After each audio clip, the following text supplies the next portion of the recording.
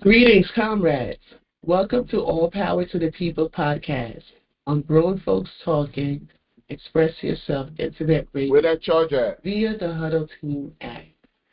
We meet every Sunday at 12 p.m. Eastern Time. We discuss local, national, and global events that impact the conditions of the people and provide viable solutions. We are here to find those tired of the way their lives are socially constructed. As Panthers, we use dialectic. You can hear me clearly? Yeah. As Dr. Huey P. Newton stated, power is the ability to define phenomena and make it act in a desired manner.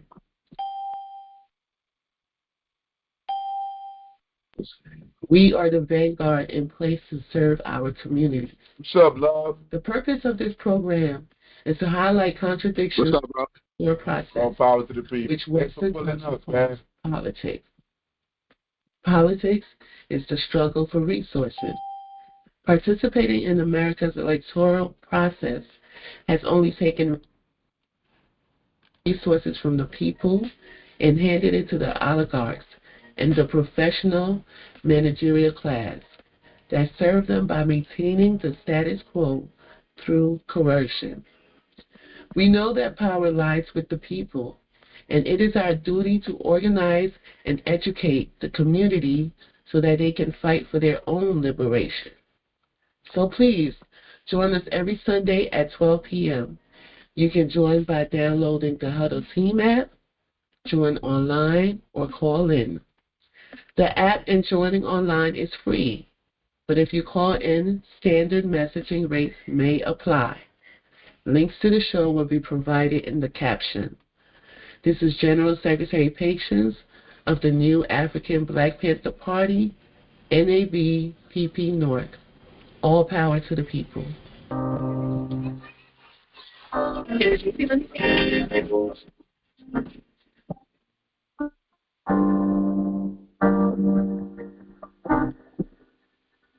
you hear me, General Secretary? Yes, I can hear you. Can you hear me? Yeah, check and see if your line is coming on to get to talk to us. All righty. A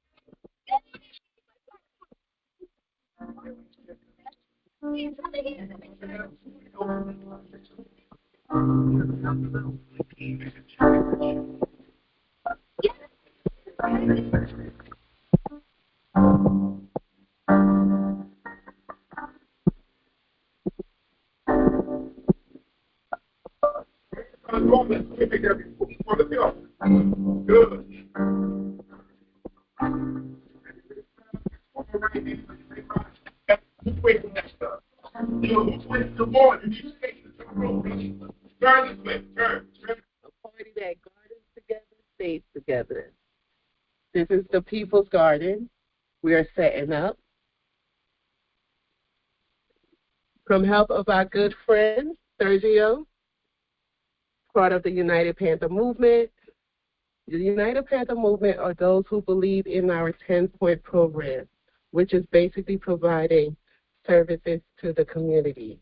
Free breakfast program, free food program, free health clinic, pig patrols, and we have programs for the kids, after-school programs, summer camps. We do all of this because we understand the importance and the needs of the people. So we're planning the community garden. This is the garden for the people. But we need help. We need help from you guys. So join the United Panther Movement. To learn more, contact General Secretary Patience at 862-283-9917 or email patiencerow@yahoo.com. That is it. PANTHERYAHOO@yahoo.com. To help support the work we do, please send donations to Cash App, $, I live for the people. or Venmo/Zelle at phone number 862-283-9917. This is General Secretary Patience of the New African Black Panther Party, NAB PP North. All power to the people. All power to the people. All power to the people. Happy Sunday to everybody. Happy Sunday to everybody. Welcome to All Power to the People on Grown Folks Talking Network. Express Yourself. I'm happy that everybody here. Our only purpose to be here is to find those in the community that are ready and willing to help change the conditions and the material conditions that we all deal with. Every show I start off with that, to let people know this is not a show where you just come here to get entertained. You're going to be informed, and through that information, you do get entertained. But our purpose here is not to try to get you to buy nothing, to sell nothing. We don't have no commercials here. There's none of that. Our only sole purpose is to get you to join us in doing the work that we've been doing in the community for decades. That's it. I mean, to continue that struggle. That's why we're here. And those of you that showed up, those of you that come, I'm happy that you're here. Because that means I'm in the circle of great people that want to change our community. And I'm glad. We've been reading the Red Book. I mean, because, look, the first duty of a revolutionary is to be educated, period.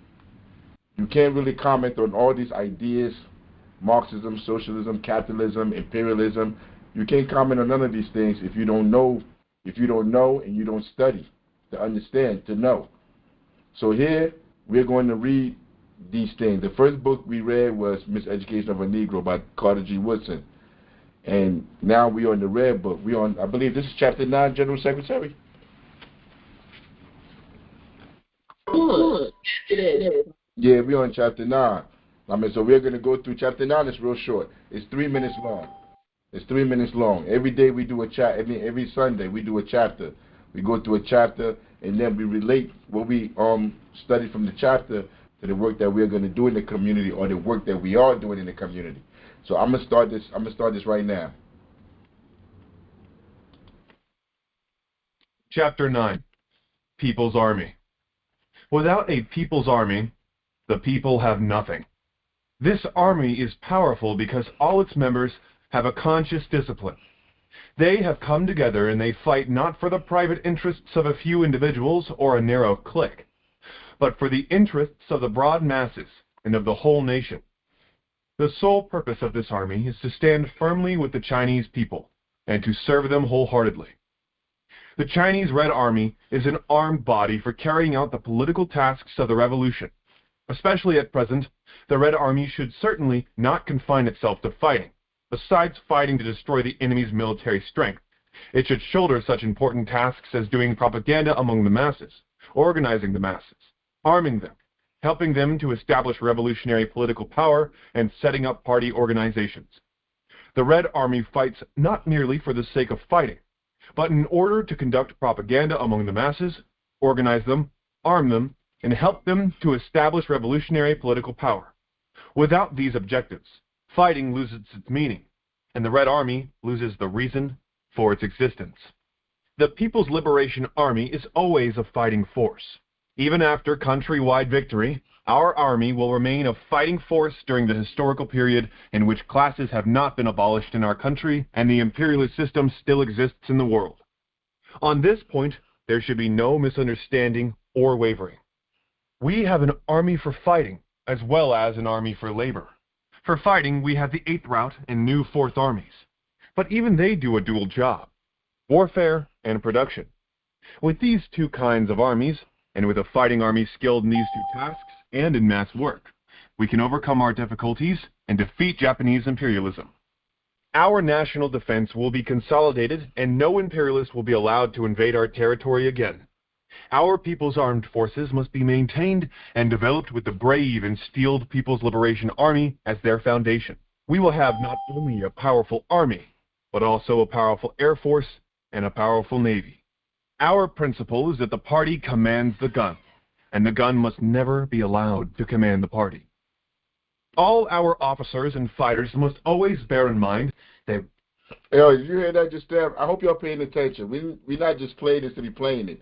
I'm gonna bring that back a few seconds so you can hear what he just said. Officers and fighters must always bear in mind that we are the Great People's Liberation Army. We are the troops led by the great invade our territory again. Our people's armed forces must be maintained and developed with the brave and steeled People's Liberation Army as their foundation. We will have not only a powerful army, but also a powerful air force and a powerful navy. Our principle is that the party commands the gun, and the gun must never be allowed to command the party. You hear that? The party commands the gun, and the gun is never allowed to command the party. In other words, we don't use our power against ourselves. That we don't use our power to command the party. That everything serves the people. Like this chapter right here, this is chapter 9. They're talking about the People's Army. The People's Army is what we're trying to get together. And he's telling you here that the People's Army is not only for fighting. We are not at the stage of fighting anybody. We're not at the stage of going to war with anybody. You're not picking up war to go to war with nobody. You're not going to do anything. You're just going to get yourself killed. But the People's Army is here to educate the people. It's here to help the people understand the circumstances that they find themselves in and why they find themselves in them circumstances. That's what the People's Army is here for. Whether you want to call it the vanguard, you want to call it the movement, that is the people. Everybody is not going to wake up organically one day and just start to move in the same direction organically. It doesn't work that way. It has to be a group of people that organize the masses of the people. That's how this works. Nobody just wakes, no society ever, because we have some brilliant minds that are here right now. We have I'm looking at the names up there. There's a lot of people up there with degrees, intellectuals. I dare anybody to tell me any time in history when it's been different. Did you ask me a question? You say what? No, I didn't ask you a question. No, that's the Secretary General. No, like we have, like right now, you have the Army, you have the Marine Corps, you have all these different institutions. But do they fight for the people? Is it the people that they go out all around the world and they do what they're doing? Those are the questions that are going to be answered today. And you heard this chapter 9, the People's Army. It's talking about the People's Army. It's telling you that the People's Army is not just to be going out to go fight a war. That's not what the People's Army is about. It's way bigger than that. And when you have an army of the people that serve the people, and the power is not used to attack the people, but it's used to protect the people, that's a whole different level of society organizer. Early this week, somebody that's brilliant. I don't know if they want me to mention their name, so I'm not going to mention their name. But they sent me a video, and I looked at the video, and you see, when you in this work and you working every day and you fighting back, you trying to put institutions in place, organize them, manage them, trying to serve the community. Like, it's a lot of things that slip your mind, or even your purpose, your central purpose for doing everything that you're doing. You don't even think about that no more because you're so focused on doing the day-to-day tasks, trying to accomplish the mission. But she sent me a video, and I'm about to share that video with all of you.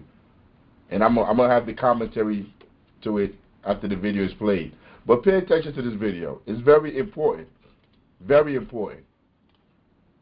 From this distant vantage point, the Earth might not seem of any particular interest. But for us, it's different. Consider again that dot. That's here. That's home.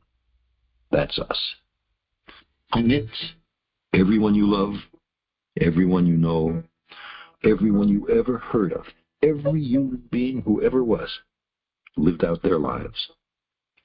The aggregate of our joy and suffering, thousands of confident religions, ideologies, and economic doctrines, every hunter and forager, every hero and coward, every creator and destroyer of civilization, every king and peasant, every young couple in love, every mother and father, hopeful child, inventor and explorer, every teacher of morals, every corrupt politician, every superstar, every supreme leader, every saint and sinner in the history of our species lived there, on a mote of dust, suspended in a sunbeam.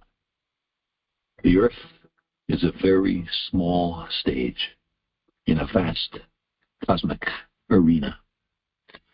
Think of the rivers of blood spilled by all those generals and emperors, so that in glory and triumph they could become the momentary masters of a fraction of a dot.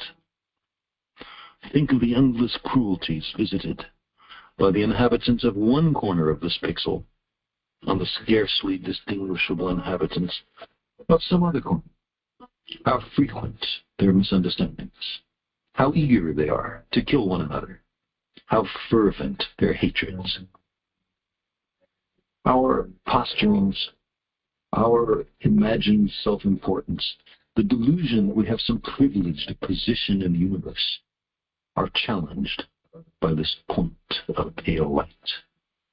Our planet is a lonely speck in the great enveloping cosmic dark. In our obscurity, in all this vastness, there is no hint that help will come from elsewhere to save us from ourselves. The Earth is the only world known so far to harbor life. There is nowhere else, at least in the near future, to which our species could migrate. Visit? Yes. Settle? Not yet.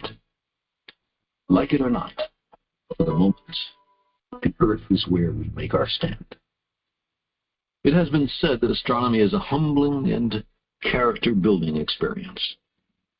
There is perhaps no better demonstration of the folly of human conceits than this distant image of our tiny world. To me, it underscores our responsibility to deal more kindly with one another and to preserve and cherish the pale blue dot, the only home we've ever known. All power to the people. To live in the hearts we leave behind is to never die. To live in the hearts we leave behind is to never die. Yo, that was Carl Sagan. He's probably one of the most famous American astronauts to ever live. He wasn't no astronaut. He was an astronomer. But she said, a friend of mine said this to me, and I looked at the video, and sometimes you work so hard, like I said, you're focused on the day-to-day task, and you forget like the purpose of everything that you're doing. And yeah, when you listen to Mao, and Mao is saying the People's Army, and you listen to what we talk about at our Panther classes, what we've been talking about even here, we're always talking about creating that vanguard, organizing the people to be able to fight back against imperialism. But fighting back, what do they want? What does the vanguard want? What do the Marxists, the people on the other side, what is their solution for how the world should be ran? Our purpose. What is it? Most of the time when you listen to shows, you listen to people, you listen to all these academics, they never tell you what their solution, what their answers, what their purpose is. They always tell you what they don't like, or they critique what's going on. We don't do that here. Most of the time when I bring these conversations up, I always make sure to center the people, the struggles of the people, what the people are going through. What are the people going through in North? Yo, ain't nobody making enough. Can't nobody afford eggs out here. Can't nobody afford food. Can't nobody afford to live. If you get kicked out your home illegally, because that's what gentrification is. If they push you out your home illegally, you're done. You got to make three, 4 times what the people in North make, or the people in your community make, for you to be able to get somewhere else to stay. And this is all things that the people in power, people that are paid with our tax dollars, are supposed to be managing the people's issue. They're all in business with the slumlords, the landlords, the corporation, all these people that are attacking the residents, that are attacking the people. They're in business with them. They're putting money in their campaign coffers. They're all getting each other rich while we getting poorer and poorer. Things are getting worse and worse. So every time I have this conversation, I say to the people what the people are going through. But what do we actually want?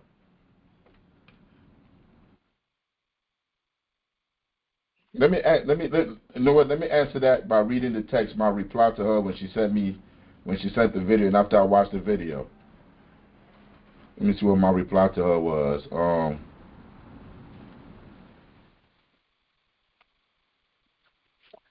After she sent the video and I watched it, I hit her back. All those conflicts in the blue dot for superficial motivations. Rather than organizing the people to travel the stars, we are all socialized to be political idiots. Imagine if our ethos was centered around the evolution of those in the pale blue dot. It puts reality in perspective. What is our purpose when we wake up? Every single person here, when you wake up in the morning, what is our purpose? To go make money, to be able to pay rent, to buy things. Nobody thinks about traveling the stars, that we are just on a speck of dust in space. Nobody, the majority of people, their minds does not go that far to visualize themselves on that pale blue dot. They don't. They just see everything that's right in front of them. Your bills, that letter that the landlord put on your door saying that you got to move, the refrigerator that's empty. I mean, like, these are the things that you think about. You got to get gas. How you going to get to work this week? How you going to be able to make it? How you going to make it home? Like, these are the things you think about. You don't think about totality, about being a human being. That's a whole different way of thinking, a whole way of seeing the world. Like, when your philosophy and everything that you believe in is towards the evolution of humanity, that's a whole different level. You find everything else to be silly.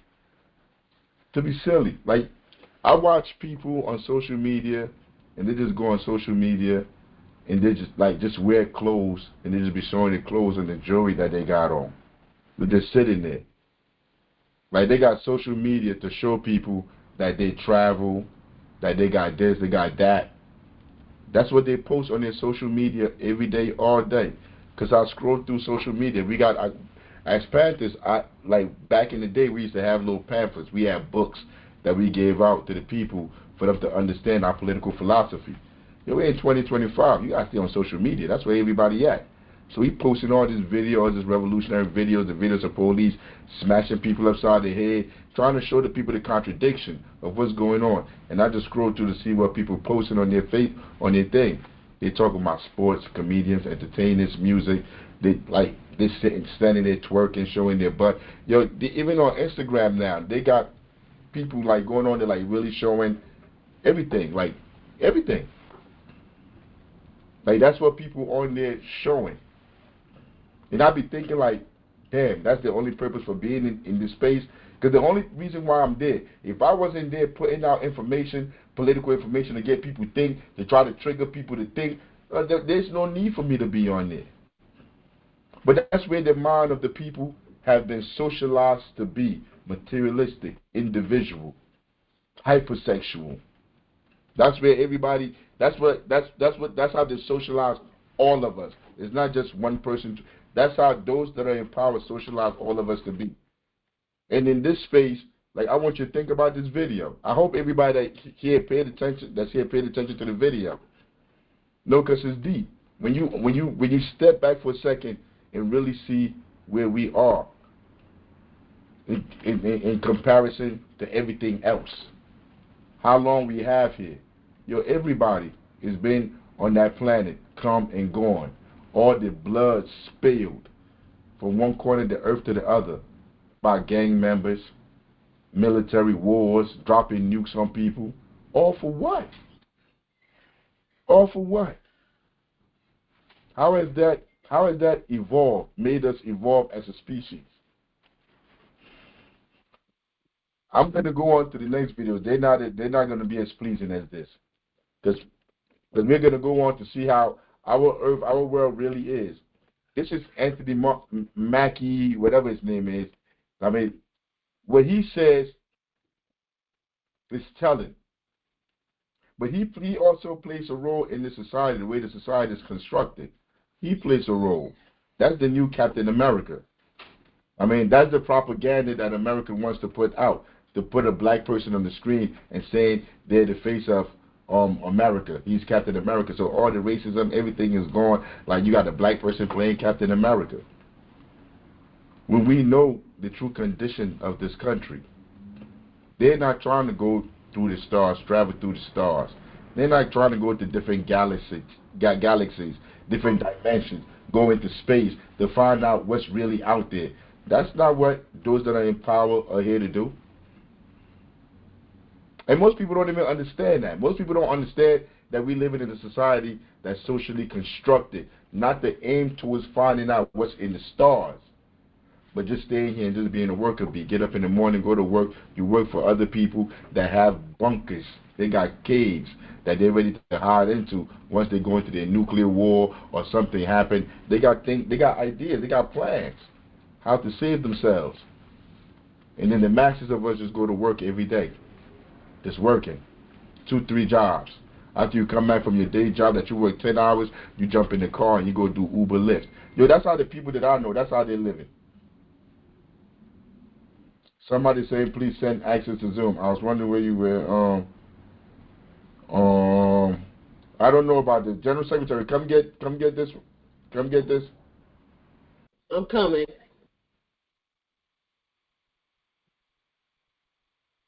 Give me a second, y'all. Come get what? My phone here. She's not able to get on. But no, but that's where our mindset is focused on. It's focused on everything that's not really beneficial to humanity or us. We don't even get to live a real life. I was listening to somebody speak, and they said they were trying to. Oh, I know who it was. Yeah, and they were speaking about what their vision was for society, how people should be living, and he was talking about people could have enough time to go to the movies, go to the arts, go watch this. Because to him, that's what living is. That's what being a human being is going to the movies. It's having money to go buy things. That's what his mind. That's the furthest his mind can go to see about freedom and liberation. And it's not his fault, because that's how he's been conditioned to think. That these things, buying material things, going to shows, entertainment, these are forms of liberation. Not understanding where we are, how we got here. Not understanding that we are a small blue pale dot. Not understanding the universe. And I believed in the video, he said this is the only planet we got. What they doing about the planet?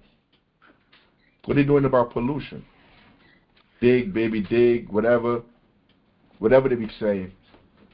Keep going digging for oil, destroying the planet.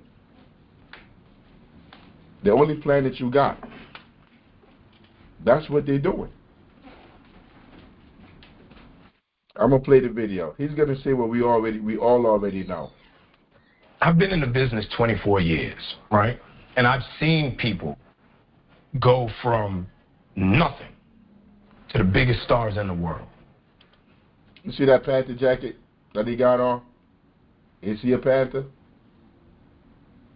Is he a Panther? Is he on the side trying to liberate the people, trying to build institutions in the community to serve the people? Is he a Panther? Or is he just saying what he's saying, got on the costume of the Black Panther to come up here to come sell tickets to his movies? Is that what he's doing? I mean, because I'm a Panther. I don't know any organizations or anything or institutions that he's built in the community with all the money that he has made propagating our people. Lying. I don't know any institution he built. But listen to what he said. I've seen people go from one role to winning Academy Awards and doing all that. And what I realized yesterday thinking about it, we're lying to our kids, dog. Or he realized that yesterday, whatever, before this show, whatever. This is recent. And I think that's a big problem in the community. You said what? Now he realized that because his movies suck and it's not selling. We tell our kids that and this is fresh on my heart. Like I literally just came to this conclusion last night. We tell our kids if they do right and they make the good grades and they go to the programs and they will become successful. If you work hard enough, your work will be paid off. And that's not true. Success is given. It's not earned. Because you can be the most brilliant. If one person don't tap you, each one of y'all. There were people who could hit harder, who could catch better, who could run faster. But somebody said, you're the one. And the other 50 behind you fell off. These are all athletes that are on this show with him. They're all athletes. They've made millions of dollars. All that money, like, they sit down, they have podcasts, and they have these conversations. But none of them have institutions in their community to serve the community. But you could sit up here and talk about what we already know. Somebody tapped you. Somebody, let me finish. Let him finish the statement. Did he finish? I've been in the business 24 years. Let me see. The most brilliant. If one person don't tap you, each one of y'all. Yeah, he was done. We all know that. So we understand that. We understand that's the world we in. That's how imperialism works. That's how capitalism works. That's how this society works. It is not on your own merit that you get anything. That's not how none of this works. You got to build relationships. You got to have somebody that say, like, yeah, I want him. You got to fit what they want. It doesn't matter how many times you run, how many steps you run, how many push-up shots, whatever you do out there. That's not what really decides if you're successful. It is the gatekeepers, those that are in position and are placed there to be able to give you their approval for you to move on to the next stage, whether it be your coaches, whatever. And if they don't like you, they're not going to do none of that. We understand that. It's the same thing at work. We all understand that. We all know that, Anthony Mackie. So the question is always, but what are you doing about it? Because everybody could just talk. Everybody can talk and tell us what it is, what's going on, and they try to put it in their nice little spin on how they feel about it. But at the end of the day, what are you doing? Wherever he from, I don't know where Mackie from, but wherever he from, there's people catching hell there. There's people in them communities catching hell.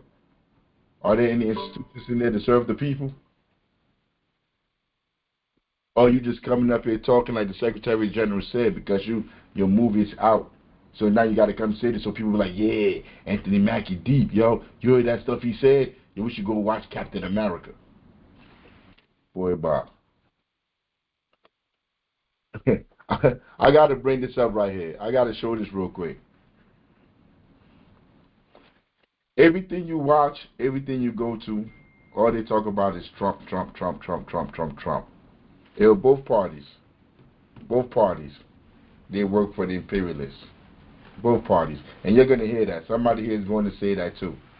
But both parties work for imperialists. But when we talk about working for the people in our community, the people outside, the people that live in our neighborhoods, there's about to be a recession that's coming. All this throwing people into the streets. Secretary General, she's saying there's no Zoom. I don't know the provider. It's not a Zoom. I sent her the other link. And I explained to her it's not Zoom, it's Huddle. You can log on, call in, or you can download. It was me then, because I told her it was Zoom. Yo, could you please come get my phone to talk to her? Thank you. Nah, but see, I lost my train of thought again. But be that as it may, there's about to be a recession, and if the people don't understand that, the people in the community, if they don't understand that and start to prepare themselves towards that recession, they're gonna catch themselves in the world of trouble. It's coming right around the corner. like we know that because like if you pay attention to politics, if you watch these people, pay attention to what they're doing, you know there's about to be a recession. So this person is a journalist. They call them journalists. They're not journalists. These people are not journalists. They work for corporations and they do what the corporations want them to do. They ask the questions. Sometimes they may ask the question that we want them to ask, but by and large, these people are not journalists. She's not a journalist. She's a scribe. That's what they call them. You inherited a mess, and you said that the other I've only night. been here, But are you expecting a recession this year? I hate to predict things like that. There is... You hear that? Yo, she asked him an easy question. Is there a recession coming this year? Yo, we right here. We in 2025. Yo, when they say recessions, that means people outside are going to be feeling it. You see, people in Donald Trump class, in her class, those people don't feel it. They don't feel what the people out here on the street, the people in our community, the people we know. They don't feel none of that. They're making millions of dollars. They really don't care. Yo, so all that big talk Trump be having, all that slick talk he be talking, yo, she asked him point. You inherited a mess, and you said that the other I've only night. been here, But are you expecting a recession this year? I hate to predict things Now like you that. hate. There is a period of transition because what we're doing is very big. We're bringing wealth back to America. That's a big thing. And there are always periods of, it takes a little time. It takes a little time. But I think it should be great for us. I mean, I think it should be great. It's going to be. A recession is going to be great for us. Yo, if you from the hood and you just watch this dude talk right here. Yo, you put your trust in this guy right here? I mean, like, are you putting your trust in the things that this guy... Yo, she just asked him, is there going to be a recession? He talking about some, my inherit... Like, don't nobody care about that. What you stuttering for? He be so quick to talk about all this and make America great again. What are you bringing back? You're not bringing nothing back. You can't bring no corporations back. Like they send their workers over there. They send their companies out of the country because they get to pay the people out there like pennies, dimes. They get to pay them dollars, like $2-3 a day. When you got to pay somebody here like $30. Those companies are not coming back. They're not taking no loss. And that's why the Democratic Party is dead. Because they're not going to cut their laws with the billionaires and the millionaires that fund their campaign. They're not going to cut that off and go serve the people. You can't do both. You got to do one. And the Democrats have chosen to work for the millionaires, for the billionaires. So if they work for them, if they're passing laws for them, those laws they're passing, that money they're sending to them, they take it from you. And what is he doing? What is Trump doing? Cuts everywhere. Millionaires getting all this bread. They're getting richer and richer and richer. Tax breaks. He was here for 4 years already. Tax breaks to the wealthy. Even under Biden, tax breaks, money everywhere. Money to military, industrial complexes, money to Ukraine, money everywhere. But the people here catching hell. That's what we're going through right here on this blue dot. That's the hell we catching right here on this blue dot. That's what we're going through. This is what we're dealing with now. When they talk about the corrupt politicians, when they talk about the wars, when I played that video, you heard everything they said. Even us, our time is limited. We all live on that dot. We come and we go. And these are the clowns that have been put in front of us that they say these are our leaders. These are our leaders. These buffoons and these idiots that know nothing. Paper tigers. We read last chapter in Ma, where Ma was, I think it was the last chapter, Ma was telling us about the paper tigers. That these people are paper tigers. They're not iron tigers. They're not like their ancestors that came and killed all those people, and they understood how the people would die for their land. See, they don't understand none of that. These people are ignorant, know nothing about history. All the history that they know that Donald Trump know is lies. It's lies that he's been told. He don't know the truth of what really happened.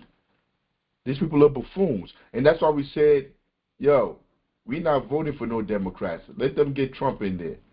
And he's proven himself to be exactly what we thought he was, a buffoon. coming in there. Everybody's talking about tariffs now. Tariffs. Yo, I got more videos to play for you, to show you how their economic model has destroyed everything that the real Iron Tigers built, and they came and took over and they just destroyed everything because they're imbeciles. They're idiots. They don't know. These are the foolish whites. If you read the Black Jacobins, and they talk about them, the small whites. Stupid. We cheer it on. I sit here every time he's doing something to dismantle the fabric of imperialism, the imperialist hold on everybody.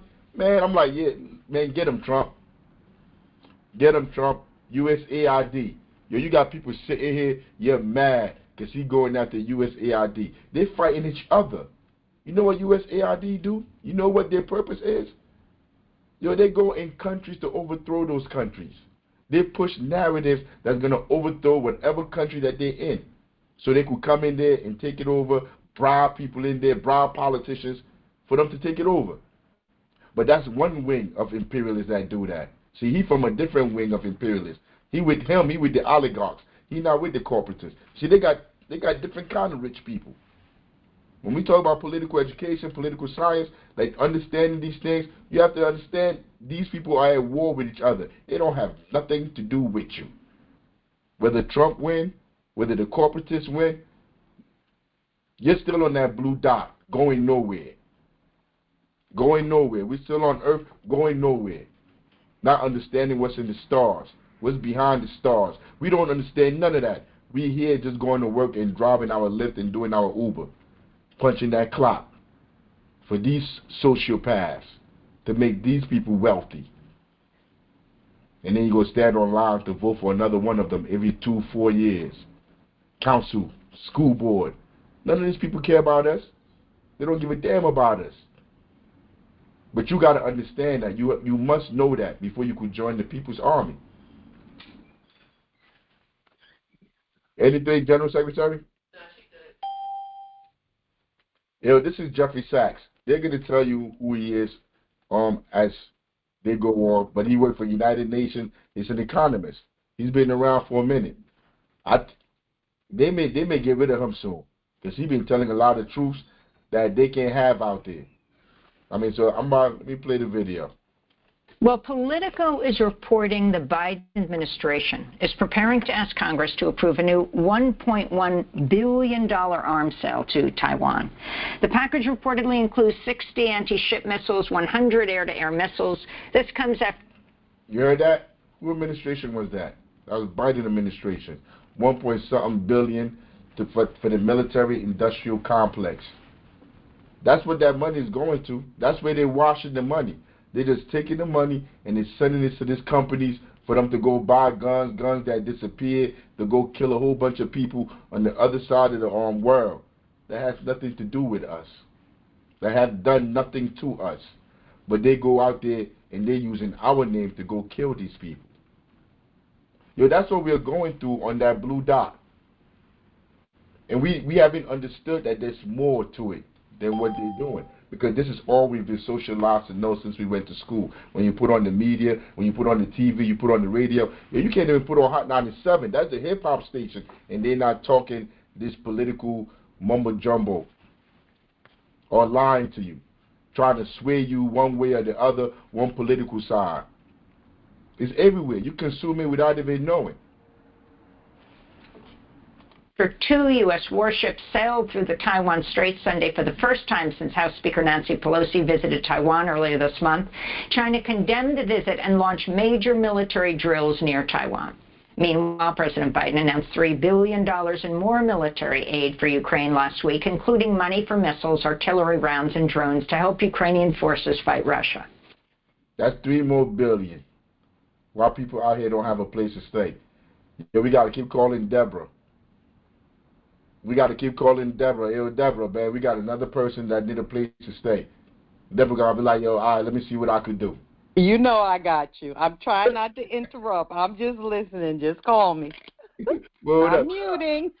Yeah. I'm saying, like, Yo, like they're sending all these billions of dollars going to all these countries. Yo, the Ukraine war about to be over. Trump already told them we ain't giving you no more bread. So now they coming to the table to sit down and talk. Yo, after all those people died. Yeah, it's crazy. I mean, if you in Newark, New Jersey, you sit here in Newark, like you don't understand, like you don't see it. You don't see those limbs of the people that's out there dying. Like Ukraine government and the Ukrainian people, those are two different things. The Russian government and Russian people, those are two different things. People are dying on both sides. For what? What are people dying for? Yo, life is the most sacred and life is the most sacred thing on this planet. Life, all life is the most sacred thing on this planet. You can't get a life back. What are they doing using all these billions of dollars to go over there and kill all these people? How is that helping us? What does that have to do with us? What does that have to do with humanity? It's imperialism.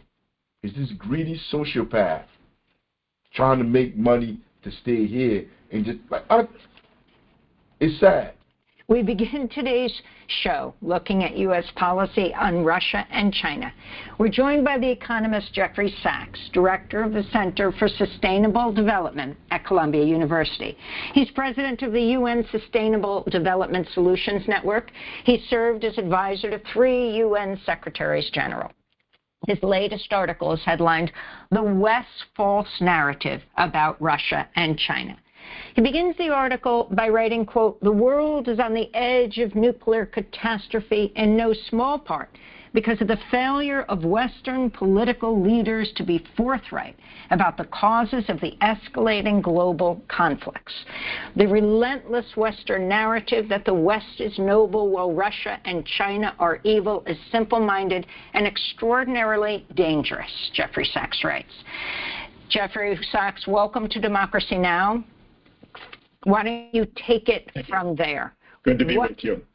What is the story that people in the West and around the world should understand about what's happening right now with these conflicts, with Russia and Ukraine, and with China?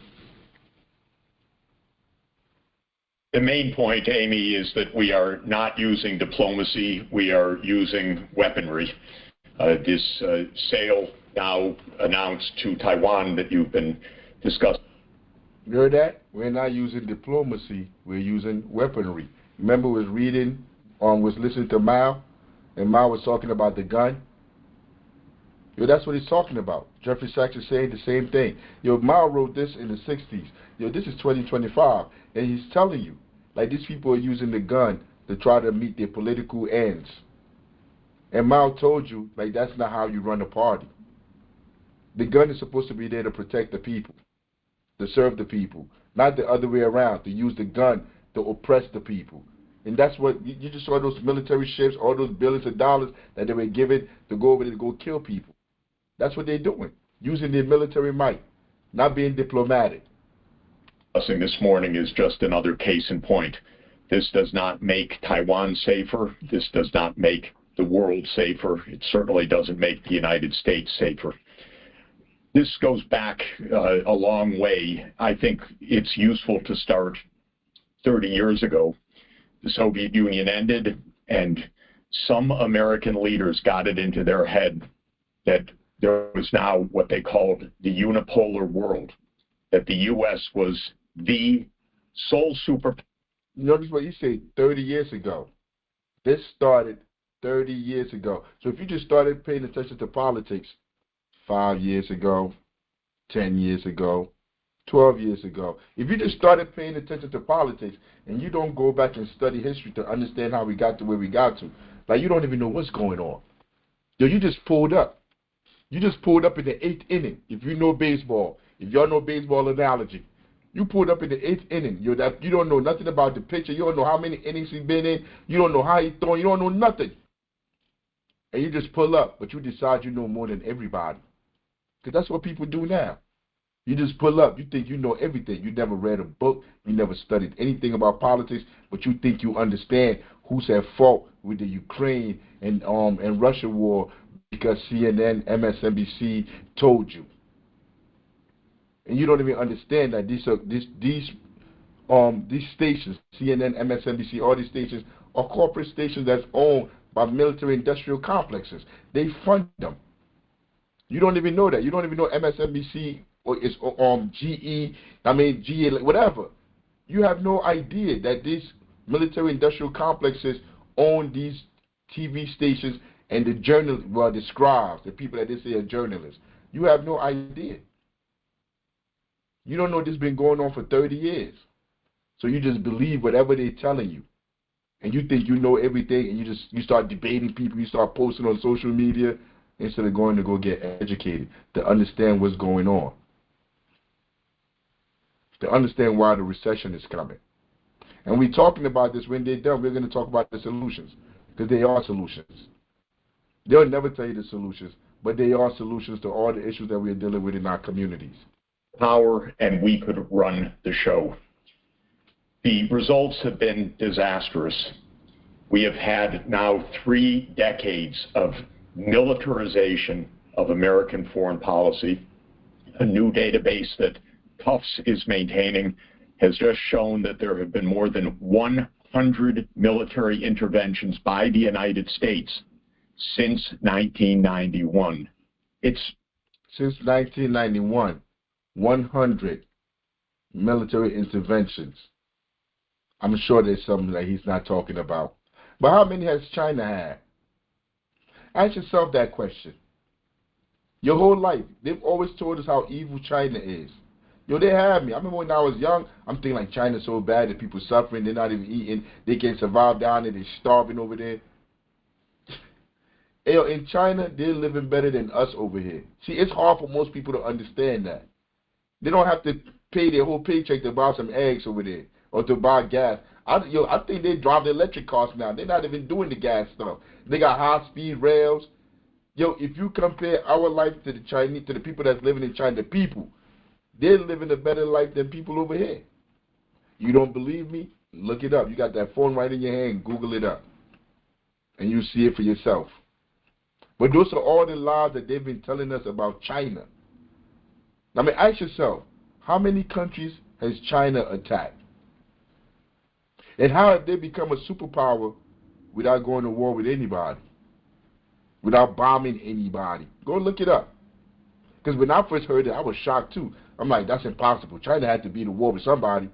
I went and looked it up like 60, 70 years ago. They had incursion where the European nations were trying to go into their territory, so they had to block, like protect their borders. That's about it.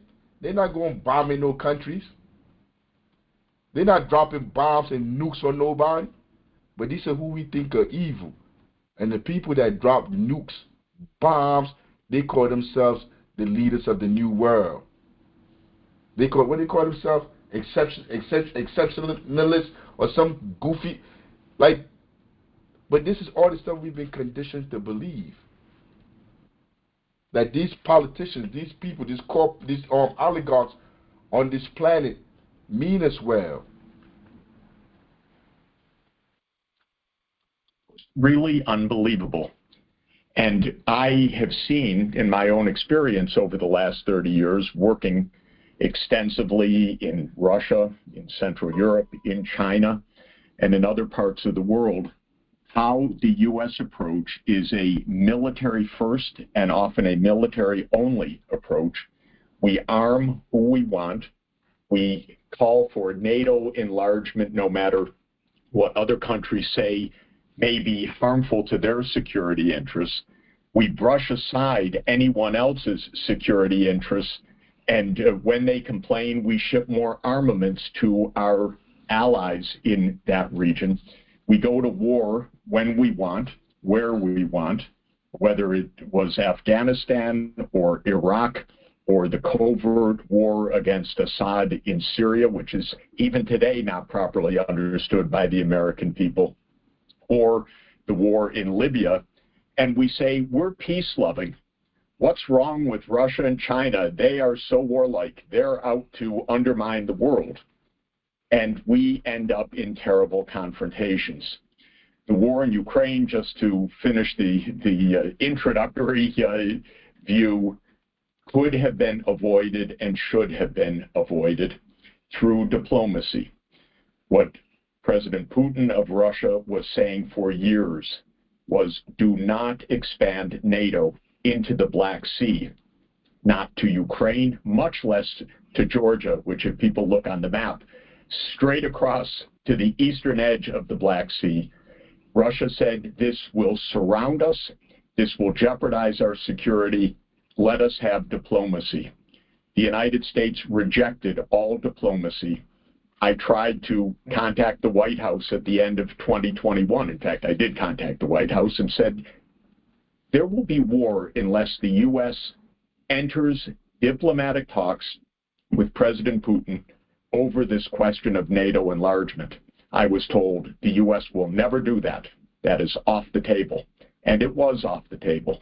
Now we have a war that's extraordinarily dangerous, and we are taking exactly the same tactics in East Asia that led to the war in Ukraine. We're organizing alliances, building up weaponry, trash-talking China, having Speaker Pelosi fly to Taiwan when the Chinese government said, please lower the temperature, lower the tensions. We say, no, we do what we want, and now send more arms. This is a recipe for yet another war. And to my mind, it's terrifying. We are at the 60th anniversary of the Cuban Missile Crisis, which I've studied all my life, and I've written a book about the aftermath. We are driving to the precipice, and we are filled with our enthusiasm as we do so, and it's just unaccountably dangerous and wrong-headed, the whole approach of U.S. foreign policy, and it's bipartisan. And that's the reason why I want you to see this, that I want you to hear this. Listen to what he's saying. But these people have bunkers. They have plans on what to do in case they destroy this planet.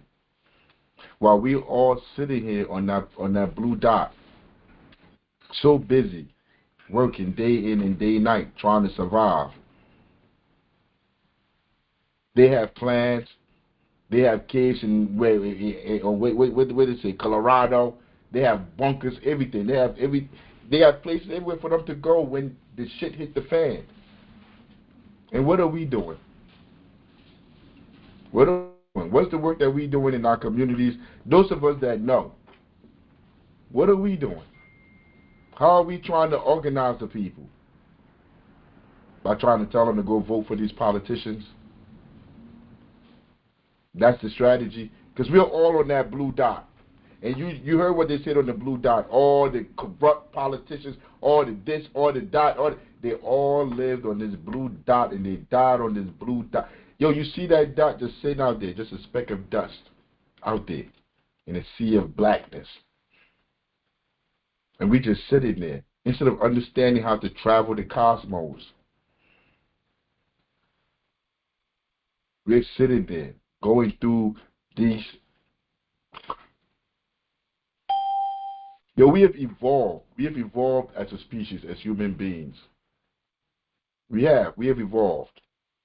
No, not evolved, my bad. De-evolved. We going the opposite way. We haven't evolved. I'm bugging. I used the wrong term just now. We have de-evolved. We're going backwards.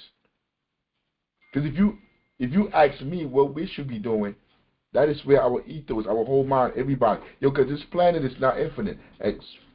One day, sooner or later, this planet is going to die out. And what happens to human beings? Because if you really care about human beings, that's where your mind should be at. Like, it could be tomorrow. It could be an astronaut, anything hit this planet. What do we do? What is the survival of the human race? Why are we so worried about little things? We are distracted. They have us separated. Man against women. Gay against this against that, poor against rich. Like, they have us separated by it. Wherever you turn, they have us separated. Instead of all of us working collectively towards our total our total liberation. We don't work towards that. We're in our families, in our own little small pockets, and we just doing our own thing, don't care about nobody else. And like that, and that's the model that we tell people. We go around telling people that just worry about your family. Don't worry about nobody else. Just worry about your family. These are all the things that we have learned. Don't worry about the community. Don't worry about... No, nobody care about humanity. They don't. They just give lip service. People just give lip service to other human beings. But in their lives, in the way they live their lives, you see. People are individuals. They've made them individuals. And he's telling you, nuclear war, that these people are about to go to war. Who do you think is going to die? We going to die. And who's out there talking to the people, trying to organize the people like, this is what we need to do. So like, these people don't kill all of us. If you listen to anybody, at the end of the day, they tell you everything that's wrong. But at the end of the day, they tell you to go vote for a politician to go into one of these systems. To do nothing. To do nothing. To do nothing.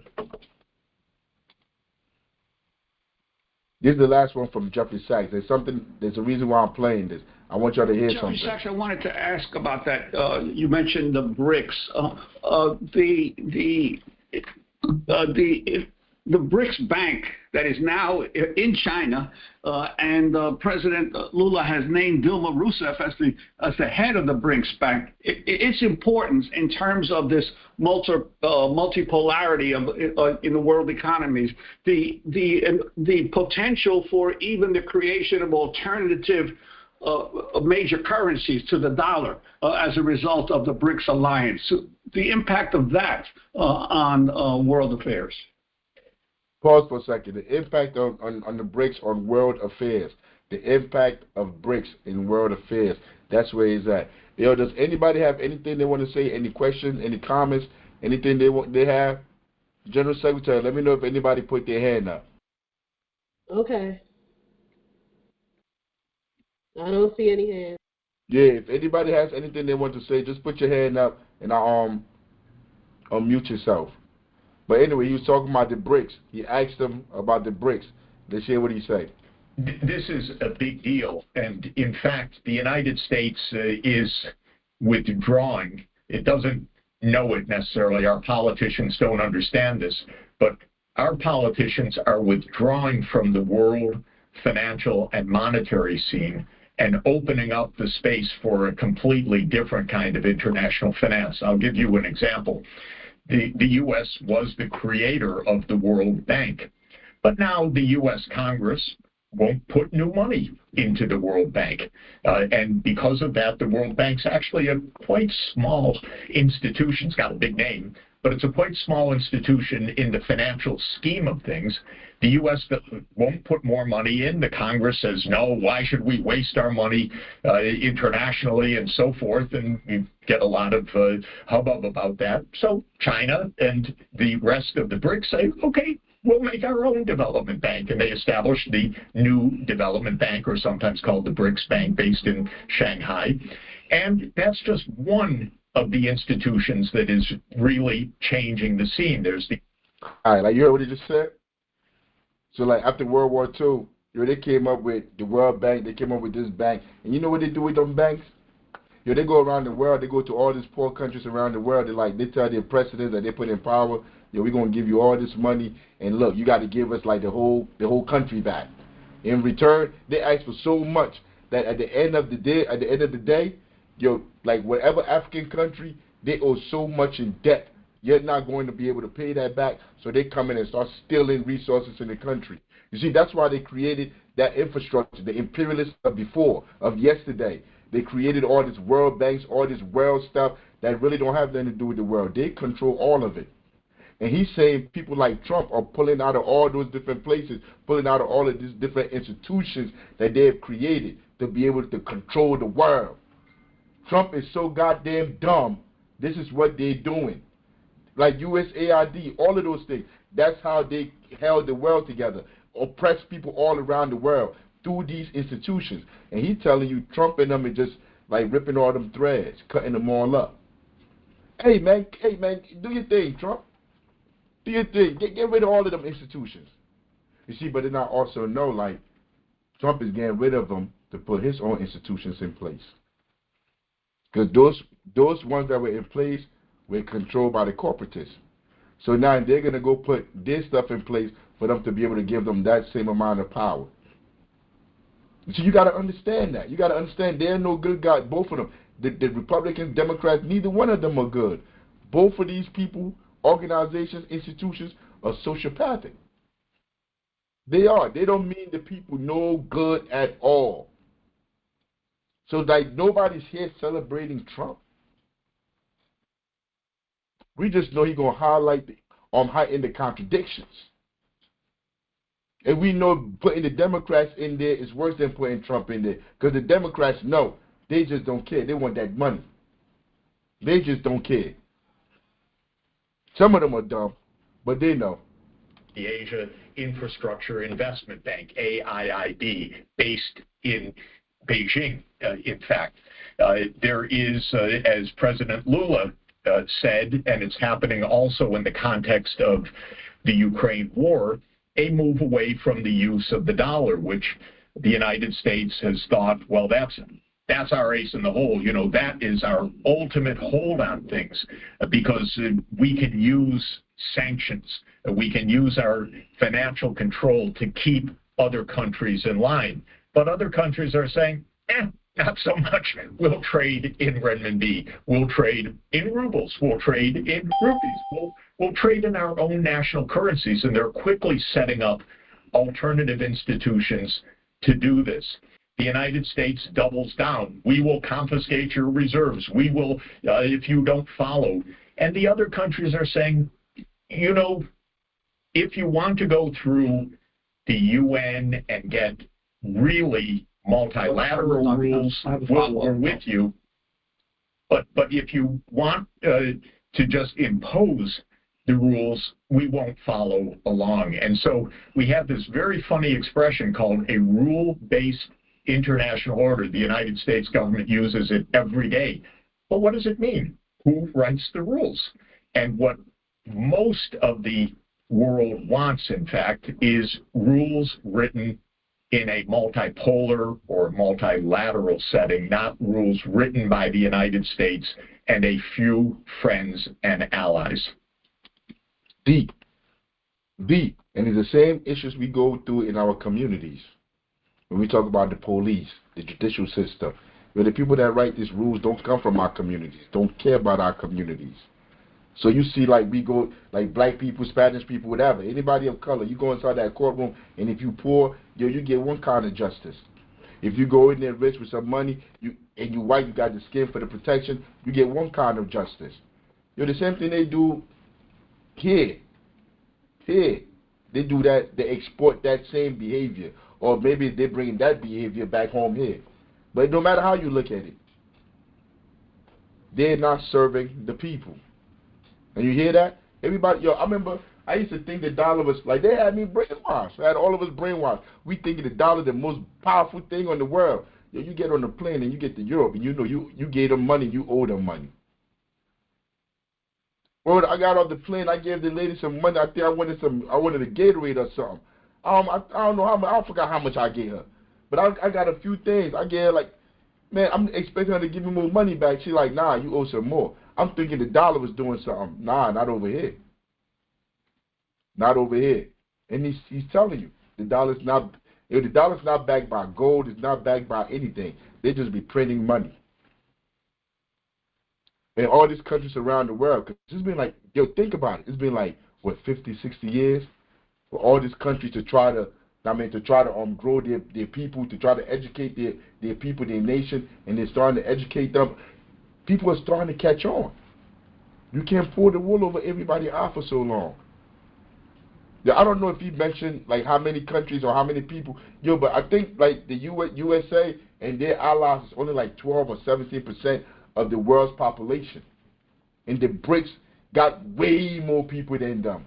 Their economy is larger. But we sitting here, and the media that you get, the news that you get, is not explaining all this to you. It's not explaining this to you. Bear with me for a second. We're We're gonna close. I got something to say at the end of it. But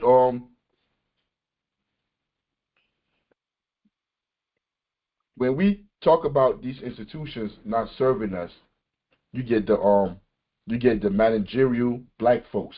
You get the black folks or the teachers, the black doctors, the black politicians, all these people. They tell you, yo, we just got to put people in those institutions that look like us. That's going to do something. The last cycle, the last round of that goofiness was the Jamal Bowman, AOC, and what did they call themselves in Congress? The squad. The squad. Because, you know, they got to act like they cool. They with us. The squad. That's what they call themselves. They went along with Biden. They went along with all the stuff that those people did. And when they did decide to push back a little bit, when they decided to push back a little bit, they got rid of them. They got rid of Cory Bush. They got rid of Jamal Bowman. And they're talking about Jamal Bowman. Listen to how they talk about Jamal Bowman. This is Karma Shawat. What's her name? Man, I can't pronounce it. Yeah, they're gonna say her name. I don't want to butcher her name up, but they're gonna say it. But she's a council person. She was a council person in Seattle.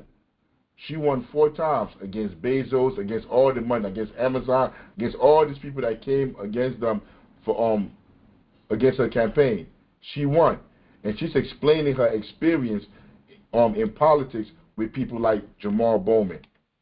Feel to him as a sellout. Jimmy's a fucking clown, yo. I feel to him as a sellout. Jimmy's a fucking. That's Jamal Bowman right there. He's talking about Jimmy Dore. Jimmy Dore is another what would you call them? What would you call him? What would you call Jimmy Dore? Comedian that. He's a comedian that started talking politics. And when Jimmy Dore started doing the political game, he came for the squad. He said the squads with frauds. They're not out there serving the people. They had this thing where they say force the vote. To force the people in Congress to make a vote. I think it was about on health care, on universal health care. And they were saying like whoever doesn't vote for universal health care for every American, I mean like they shouldn't be supported as Democrats. So they wasn't with that. They didn't want to hear that. So Jimmy and them was telling Jimmy and other progressives were telling them to force the vote. As if they force the vote in Congress, that's going to change anything on that pale blue dot. Think about that for a second. Let's say they went and forced the vote. That wouldn't have changed nothing. The ethos of this country, the mindset, where this country is going, where imperialism is going, where the oligarchs want to take this country, make the people, what they want to make the people do, how they want the people to serve them, to be their slaves for eternity. Your forcing the vote doesn't change none of that. See, but in these mediums, they act like these votes that they cast really mean something when they're all bought off. And you're going to see what I mean in a second. Clown, yo. F you if you diss me, yo. You know, this whole homeboy act is really insulting to the black working class. The reason why I put Rashida Tlaib separately, he didn't, in fact, endorse Joe Biden. Cringing to Biden. You know, there's this video where he says, I want to be like you.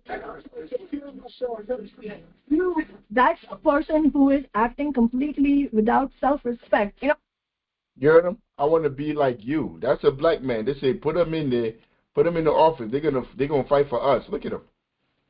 Look at him. Biden, the one that what you call it? What was it? The crime bill.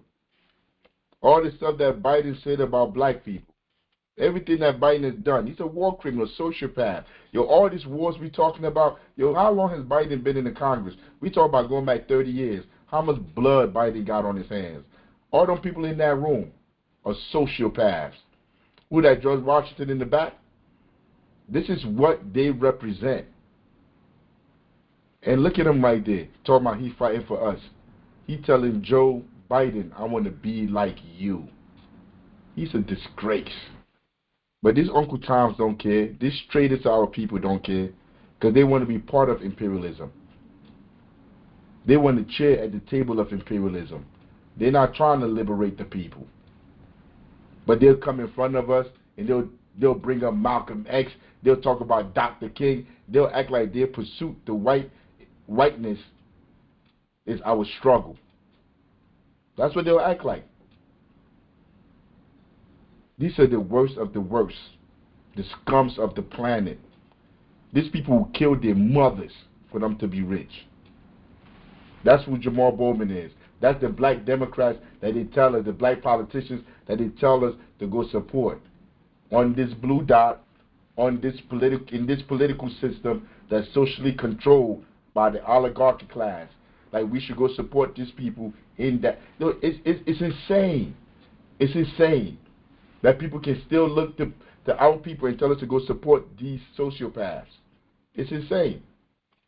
She got more. Part of the reason that the squad did not actually fight on force the vote and completely capitulated to Nancy Pelosi and the Democratic establishment was not because they were upset at Jimmy Dore and Jimmy Dore does not have manners, or, the adversarial left, they don't know how to ask me nicely, and F you if you diss me, yo. This is what, this whole homeboy act that Jamal Bowman had is really insulting to the black working class and poor people, tens of millions of them, who don't have access to basics like healthcare, like affordable housing, decent quality education, safe neighborhoods.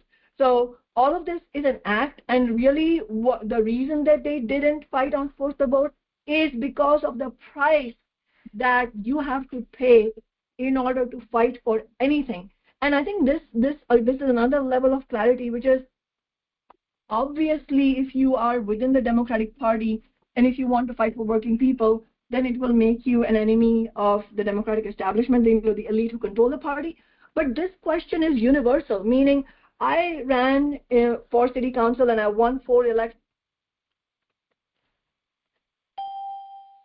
But you heard what she said. If you want to fight for the people, it doesn't matter if it's the Democratic Party, it's the Republican Party. You become enemy number one. This is let me see. Hey, Google her name. I want to say her name right. I think it's Sharma Sawant.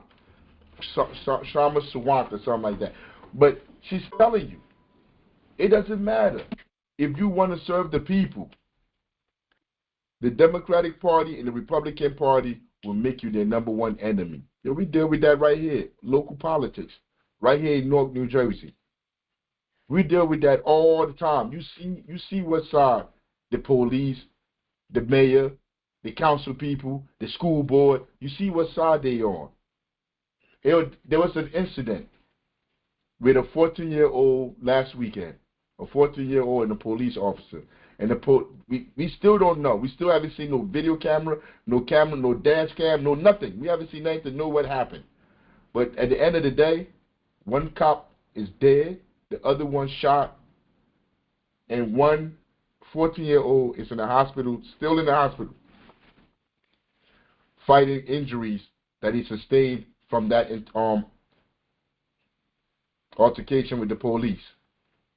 That's what we're dealing with right now. They just had the funeral for the police officer yesterday. All these police that came from everywhere. Poppy was mad. No, they had it on Friday. Today's Sunday.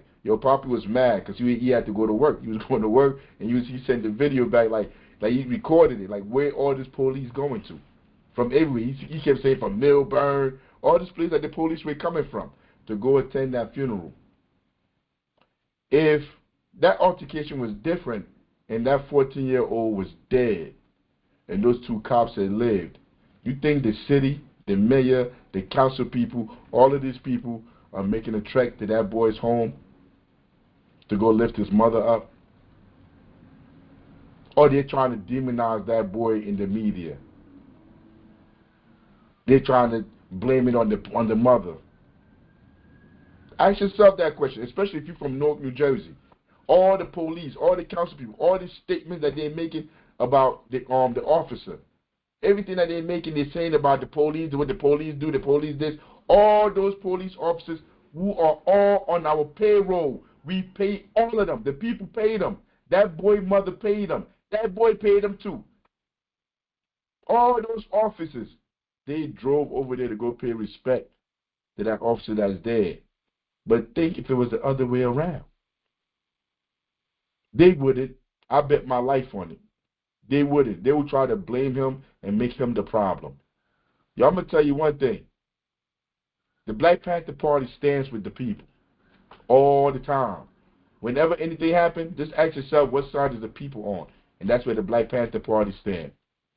Yo, we're with that 14-year-old. We're happy he's alive. We're happy he's alive. He survived that altercation, that incident with the police. He survived it. That's all we care about. And that's what side we stand on. That's the side you should stand on if you stand with the people. Part of the reason that Let me see.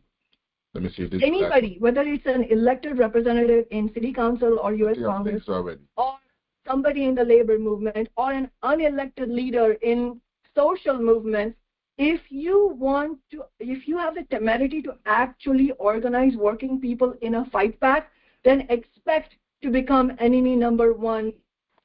If you organize the people to fight back, expect to be enemy number one. Yo, that's the life we live as Panthers, as revolutionaries, real revolutionaries. Yo, that's the life you live. You understand that. That's the deal. That's the deal already. Because you know these people are sociopaths. Yo, we're all on that globe. We're all on the globe. We're all on the planet. We're all on this planet.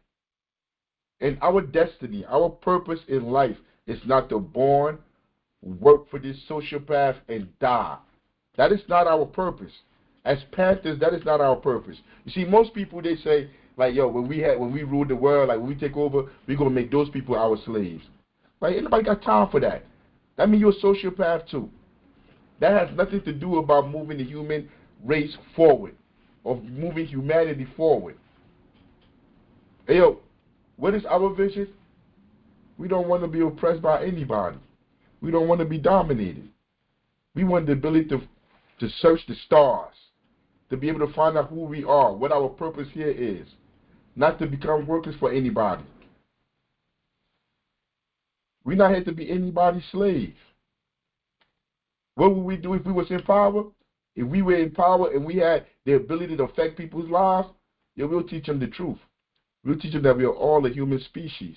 And the only way that we survive together is by us learning collectively how to survive together, to travel the stars, to understand what's out there. We are all working together. I'm going to give you an example. If somebody commit a crime against humanity, yo, they got to go serve time in space exploring. You got to go serve time. You're not sitting in a cell. You're not sitting in a cell just wasting away while capitalists get to make money off you. Yo, we need to go discover new lands, new whatever. Yo, you come into the crime, yo, you're not going to change. We're not doing none of that. Yo, pay back humanity. You got to go settle that planet. Whatever they did, whatever they didn't do, their service to humanity will be greater than sitting in the cell. But in this world that we live, the world that we live in, them sitting in the cell makes somebody money, makes somebody wealthy. So they put them in a cell, put all of us in a cell to just sit there, and then they call them correctional facilities. They don't correct anything. You learn how to be a worse savage in them walls. Your mind becomes stagnant. You lose your humanity. That's what them places teach you. And a small percentage of the people see that hell that they're in, and they use it to climb out and find their humanity. But most are just trying to survive. You join the gang, you do all these different things to try to survive, so nobody will come after you. But that's not, like, as Panthers, we do not seek vengeance. That's immature. That's childish. But I walked into the mayor's office, and I was having a conversation with the mayor about a family of young men that were locked up by the police. And he started to tell me about his sister that was killed by somebody. And he said, by them finding him and locking him up for whatever years, for life or whatever, to him that was justice. And I looked at him, and I'm like, bro, you bugging. I'm like, that's vigilante justice. It serves no one. That doesn't stop the next murder. That doesn't stop the next person from dying. That's what I told him. Because his mind is that little. Their minds are that little. They think vengeance is justice. I mean, and I challenged him. I remember I had what you call it? I told him in France Fanon book.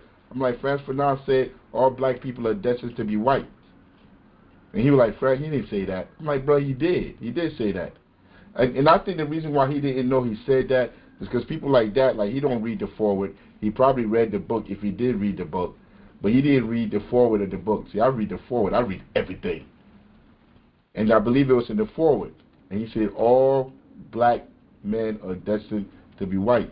And he meant that all black men going to all these institutions, these schools, in your mind, you're going to inherit the ethos, the ideas, the philosophy of those that are teaching you.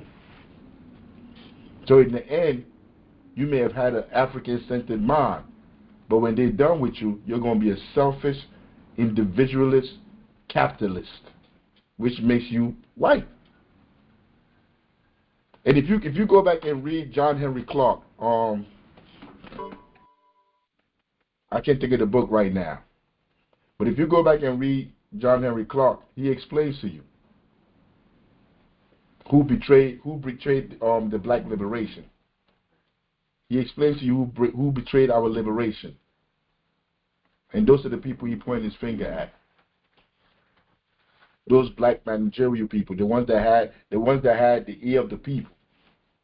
They have positions of power, and instead of organizing and helping to lead the liberation of the people, they led them toward the lion's den. They didn't give them no mandate. Yo, you know what we talk about with the kids? Yo, every day, I make sure. See, they just think like we just be having conversation, we be talking. But every day, the children that are part of our program that we work with every day, when we say you got to organize the future, like, we're not just saying it to be saying it. Yo, most people, most adults, they're too far gone. There's nothing you can say to them. But children, you can show them. You can teach them, and they're not corrupted yet. They don't belong to nobody. They're not worrying about their job, worrying about bills. They still care about the truth. When you speak to them and you tell them, like, yo, what you going to be? Yo, we need a carpenter. Yo, we need an engineer. Yo, we need a doctor. Yo, we need a lawyer.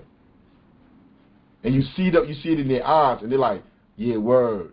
I mean, they start to see the conditions in their community, and they see what's going on, and you're telling them every morning when they go into school, you're telling them, like, yo, we need you to become this, to be able to do this for the community, to be able to see the world like this, to understand, like, we're on this round, pale blue dot.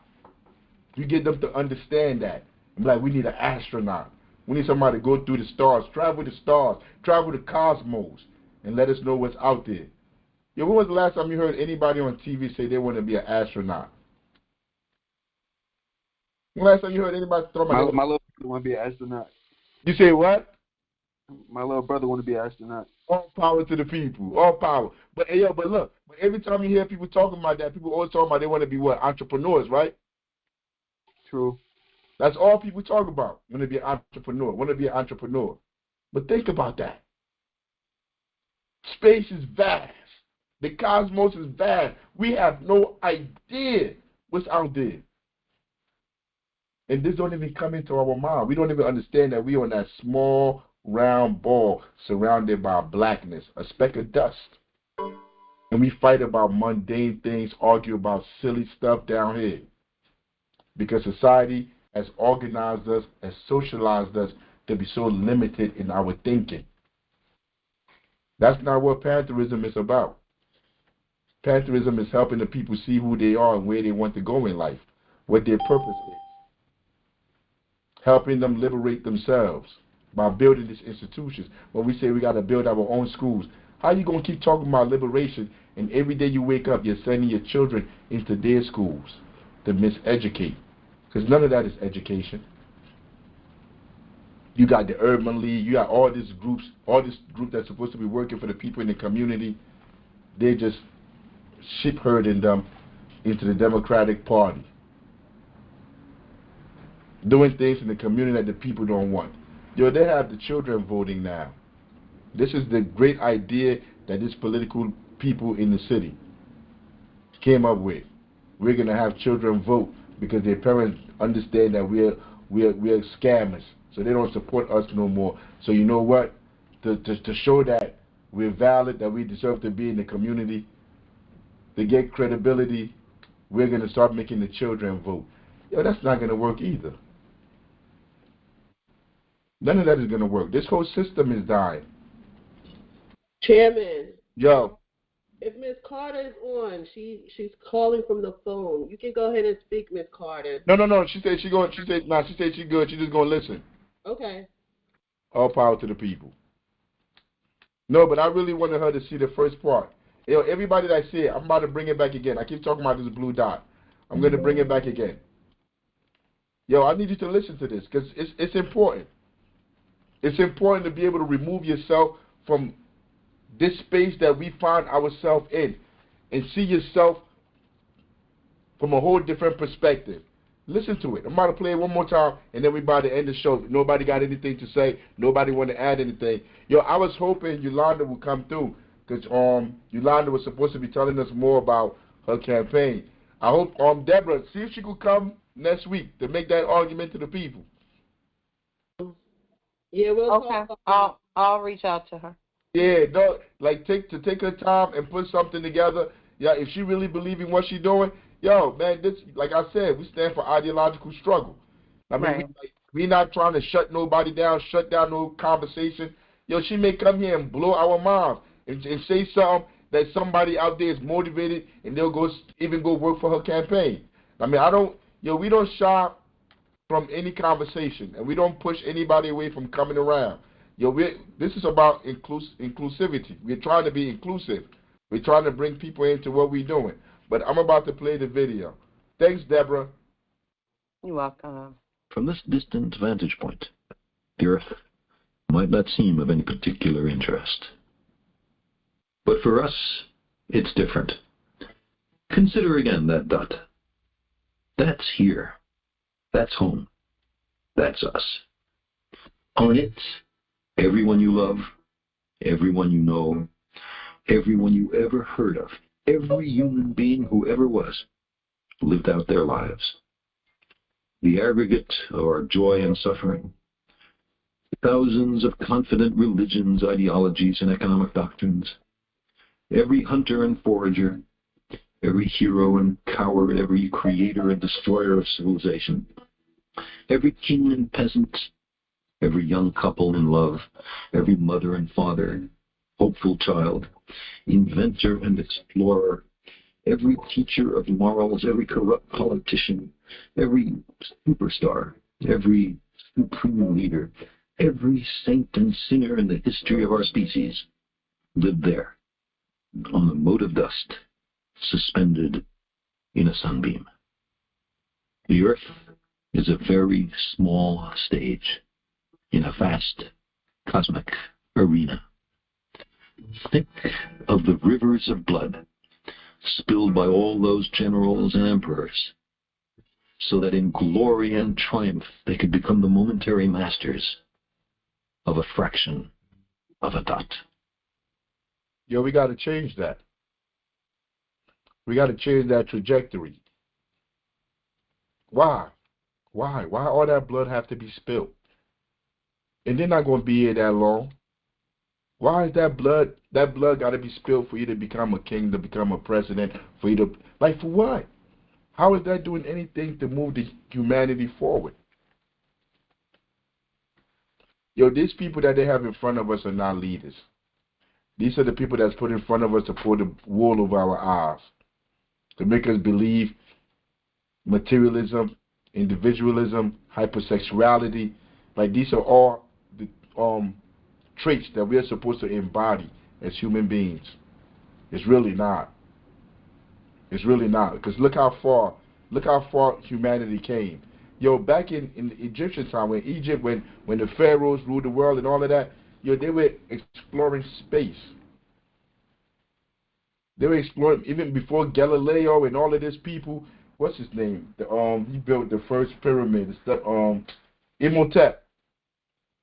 They were looking into space. And what we're in 2025. 2025. And how far have we gotten? How far have we come? Let's say since the 40s.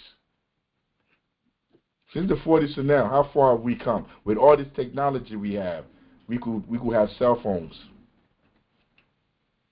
You see the mind state, the stuff that they focus on.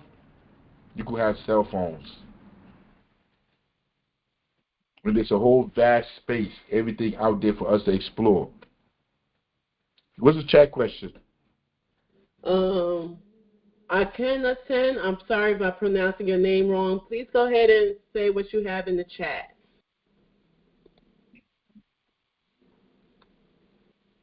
You can unmute yourself, Akhenaten. All right, then I'll just read. He says, I was listening last week and want to know why you don't support warriors for the people who are dedicated to our uplift by running for office. No, I think I explained it to him in this show. If you're running for office, you're not a warrior for the people. You're trying to enter imperialism. Because that whole social construct is not politics. The electoral process, and you could come on too if you could unmute yourself. They're probably working on something. They're probably doing something they can't really say nothing. But if you come on, we could have the conversation. Now, participating in imperialist elections, you're not doing nothing to change the condition of humanity, to change people's lives. You're fighting for resources for the rich. That's what those institutions are for. That's why those institutions are socially erected. They're not erected to fight for the people. I mean, I don't know how better a way for me to answer that for you, but nobody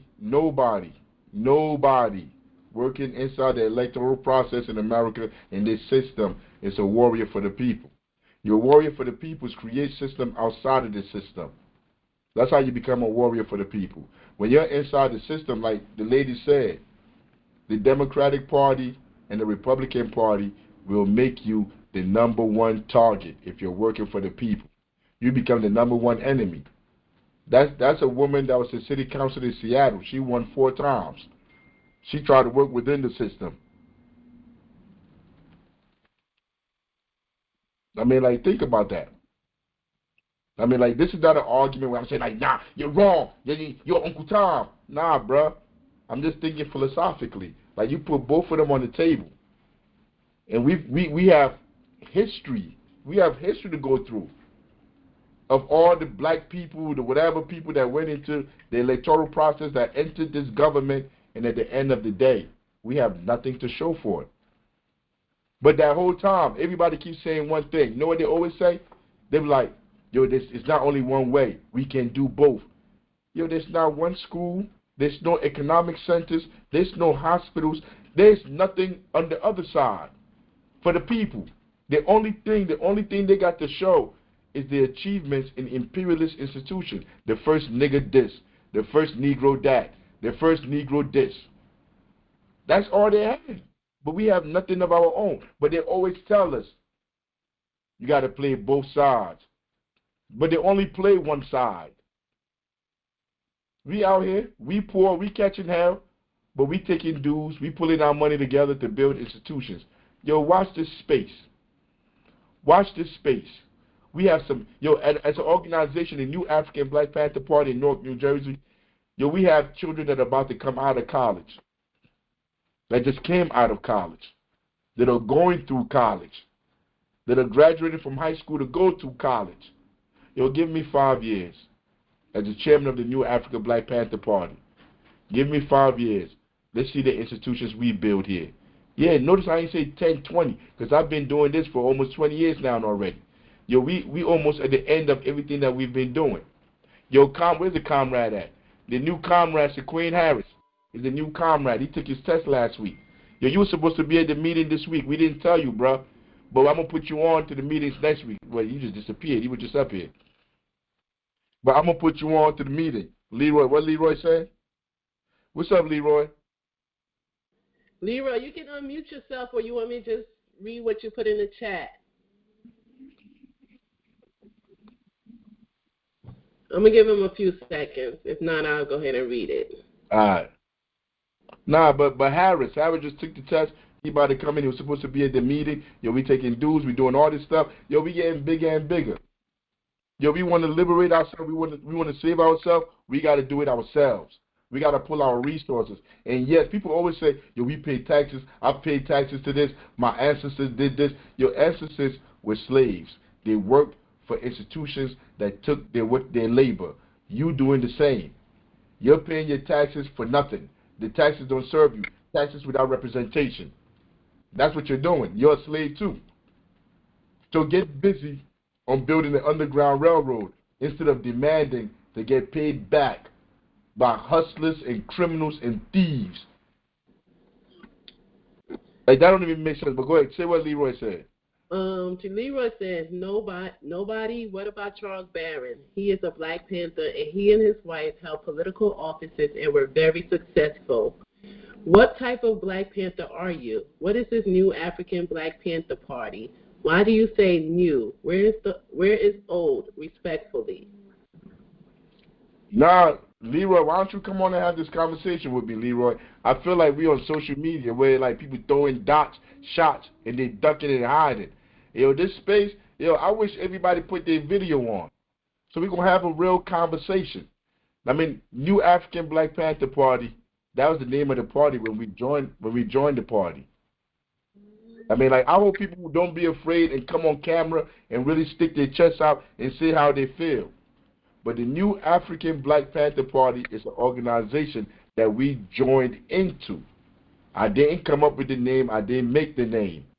I mean, but we joined into it, and the philosophies and everything that they push, we believe in the philosophy. We believe in Marxism. We believe in Leninism. We believe in Marxism.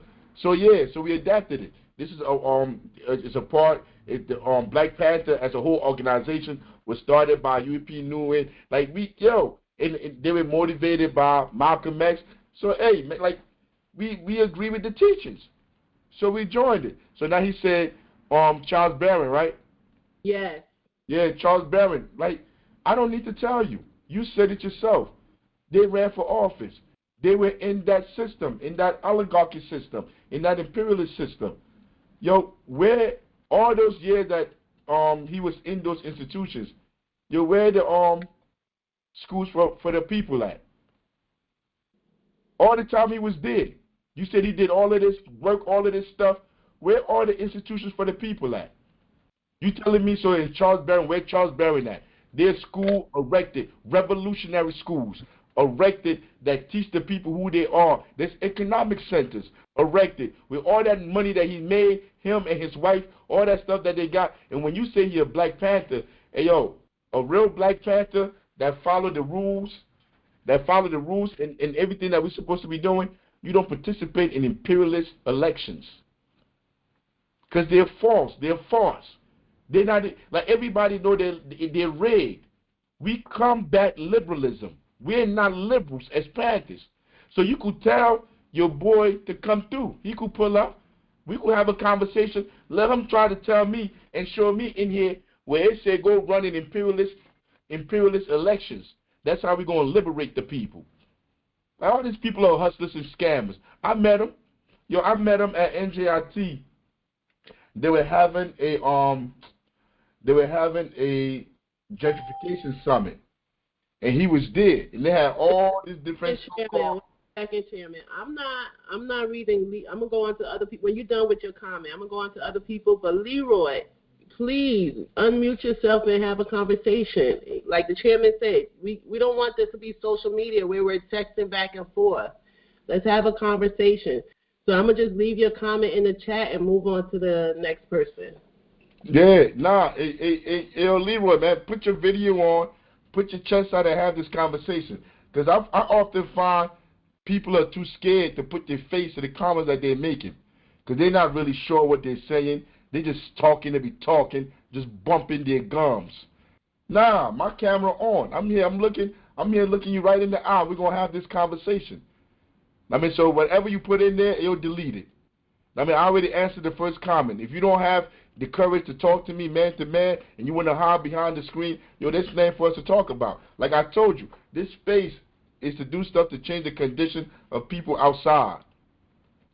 That's what this space is for. It's not about ego, but you can't be hiding, throwing shots, and ducking. Like, we don't do that here. And I answered your question. I even answered your question on your boy. Like I said, when I met him, I asked him what he was doing there, because I kept hearing him talking about he a Marxist, he this, he that. But what are you doing here with all this Uncle Thompson, these sellouts? Raz Baraka, the mayor, all these people was down there. They brought all this black, what you call it? What they call misleadership class. You know them? What's her name? Anyway, they brought all of them, and they just lined up there, and they all kept coming to the panel. They kept coming to the thing, whatever, to come tell us, the people, what we need to do, how it's our fault. And they put none of the blames on the institutions of white supremacy that has been oppressing the people all this time. The blame wasn't on them. The blame was on the people. And you know what their solution was? For the people to make them rich, to buy their stuff, to invest in their crap, to buy their books. That's what was going to liberate the people. They're all scammers, man. And your boy a scammer too. I mean, you listen to him. You put WBAI on, you listen to him. He be on there, I think, on Wednesdays, Fridays, whatever day he on WBAI. And he'll talk all that stuff, say all the things that we're going through, and at the end of it, he talked that electoral politics garbage. Like real talk, I didn't even like that shot he took. Was this new Black Panther stuff? Who are you? Anyway, man, anybody else got something else, General Secretary? Yes, I want to go back to Deborah's comment, because most of you might have missed it when she put it out there, about what's his name, that actor Mackie. Yeah, Anthony Mackie. She said, I'm sorry. Of course, oh my God, I'm sorry. Well, basically, she said that he had an epiphany because his movie sucks and he's not making any money off of it. That's why he telling the people that they need to stop lying to our kids. But we have others in the chat as well. Oh, sis, real quick. I'm sorry, guys. I'm trying to house a family here at the hotel, so I need to talk real quick. But my question that I text Patience was, could it be he's having an epiphany because of what Patience said, that his movie sucked? Okay, I got to go back and mute. But I just wanted to clear that up. I'm sorry. That's okay. Thank you, Deborah. So somebody else in the chat. Here we go, Akanet. I'm sorry, Akanet. If I'm butchering your name, please get on. You better come on and tell us his name. Yeah. But go ahead. Individuals who are unabashedly for the people might be crushed by the system, but at least they fought. And then we have Poppy. This is in reference to Leroy. He said, did Charles Barron send you? And Poppy also said, do you feed any children in the community? To Leroy. And I'm not reading Leroy's comments. But that's all that's in the chat for right now. Oh, man. Hey, Leroy, like, this is really not cool, though, Leroy. Like, I really want to have this conversation. That's why we have this space, to have this conversation. But texting and asking questions and, like, ducking and nobody know who you are, I mean, that's kind of suspect, man. Like, I have no idea who you are, Leroy. I mean, like, we don't even know, because, like, you know, the feds be coming in here. Well, the Federal Bureau of Investigation pulled up in here before. I mean, like, I got to know who you are, Leroy. I mean, but if you're not going to tell us, if you don't want to show us who you are, man, it is what it is, though. But, yo, till next time, man. Yo, I love having these conversations because we get to find people that's going to come in and help us do the work we're doing in the community, man. Yo, like I said, Sequeen, he's not here. He probably left. He had to get off. Yo, he took the test. He joining us. That's one more number that we got in there. We got I'm here. I was dealing with my siblings. Oh, there we go. Hey, yo, wait. What? Oh, yo, my bad, bro. We had a meeting yesterday that you're supposed to have been to. But this week, we're going to get you all your stuff that you're supposed to get after you graduate. Hey, yo, and welcome to the family, comrade. Thanks, King. Appreciate you. All power to the people. I mean, but we done for this week, man. Yo, that's it. All power to the people. I live for the people. I die for the people. All power. All power to the people. And you know you got to come end this segment, secretary, because you know I don't know what I be doing. I'm about to hit some and delete everything. I'm not hitting nothing. Word up. Leroy, come back next week, man. I hope you be ready to talk to me, Leroy.